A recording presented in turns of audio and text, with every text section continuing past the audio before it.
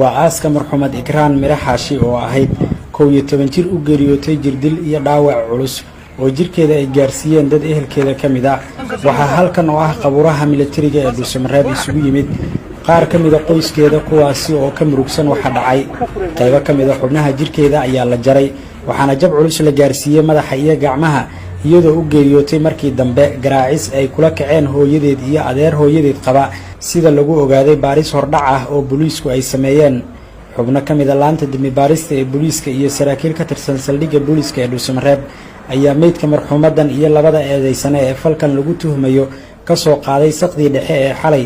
tuulada Jicaloosin oo deegaanka Bohol u jirta 15 kiiloomitir dhanka kalena Dhuusamareeb kaga beegan dhanka waqooyi 45 kiiloomitir taliyaha booliiska ee Dhuusamareeb Dhame Burhaan Axmed Rooble oo warbaahinta kula hadlay xafiiskiisa ayaa faahfaahin ka bixiyay sida falkani uu dhacay iyo waxyaabaha ka soo baxay baaris hordhac ah oo booliisku wado waxaan soo gudbinay oo meesha aan ugu tagnay meydkii Allah u naxariisto gabar yar oo saqiir ahayd oo dhacdadaas ku dhimatay deegaankii dhibka ka dhacay gabadhaas deegaankii dhibka ka dhacay aan ugu tagnay waxa la yiraahdaa Bohol magaca gabadha geeriyootayna waxa la yiraahdaa Ikraan Mire Xaashi Guutaale da'deeduna waa 11 sano jir runtii waxa loo geystay dil arxan darro ah waxa loo geystay jir dil iyo dhibaato aad u badan iyo waxa weeye waa oo runtii qof islaam ah oo arka oo ka naxayo ama uu dareen ka qaadanayo kadib waxaan ku baxnay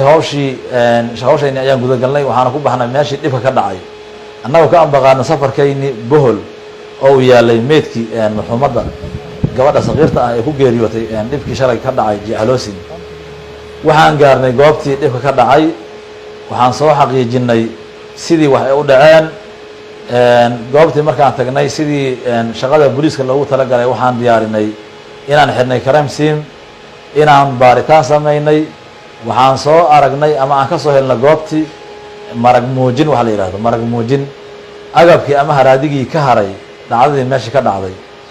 oo ah xijaabkii gabadha ay sidatay la dilay iyo timaheedii cadad ka go'go'ay oo xilligii la dilay gabadha waxaa ka mid ahay qaabkii loo dilay nabarro la gaarsiiyay madaxa gabadha waxaa go'ay cadad ka mid ah jirkeeda timaha cadad ka mid ah jirkeeda iyo tinteeda waxaan soo qaadnay marag muujintaas tintii iyo xijaabkii goobtii lagu dilay waxaan soo ogaanay sidii u dhacday dhacdadaas dhacday dhammaan waxaan soo qabanay tuhmanayaashii lagu tuhmayay inay geysteen dhibaatadaas dilka gabadhaas marxuumadda saqiirada ah oo la yiraahdo Ikraan Mire waxaan rabnay inaan markaas saxaafadda la wadaagno inay arrinkaas u gudbiyaan bulshada Soomaaliyeed meel walba ay joogaan dhacdooyinka noocaas oo kala si looga digtoonaado bulshada reer gobolada dhaxana waxaan rabaa inaan u sheego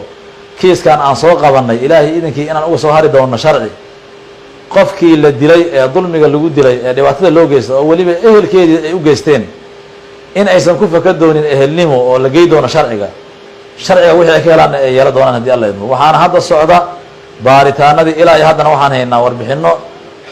xoog fiican oo nagu filan ah dhanka kale aaba Mire Xaashi oo ah aabaha dhalay marxuumad Ikraan ayaa uga mahad celiyay booliiska gacanta ay ka siiyeen baarista hordhaca ah ee la sameeyay isagoo dalbaday cadaalad dhameystiran oo gabadhiisu ay hesho ciidanka booliiska Soomaaliyeed ee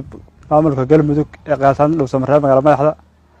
arrintaas si fiican noola shaqeeyeen ilaa xalan ku daba jirnay ilaa shalan raadinay dadkii falkaas geysana waan soo qabanay waana la soo ciidanku amniga soo qabteen waana xiran yihiin anigu marleeda gabadheeda waa dhimatay waxaan u baahanahay cadaalad u baahanahay cadaalad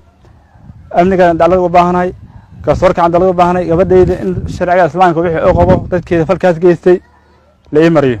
taadiyada loo geystay caruurta ayaa ah kuwa in badan dhaca waxaase dhibka ugu badan wajahaya ayaa ah caruurta waalidkood kala tagay ee ku koraya